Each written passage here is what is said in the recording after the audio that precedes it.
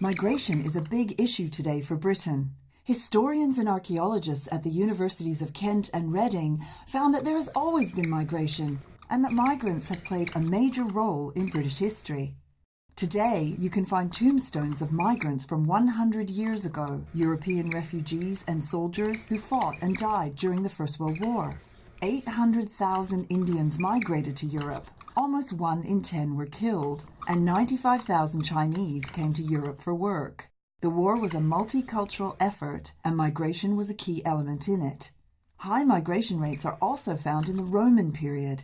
Using chemical analysis of the teeth from skeletons, archaeologists have identified where a person grew up. The results show that up to 30% of the population were migrants, including a wealthy woman of African descent who lived in York. History demonstrates that people have always moved. We should expect people in the future to migrate. It is what humans do.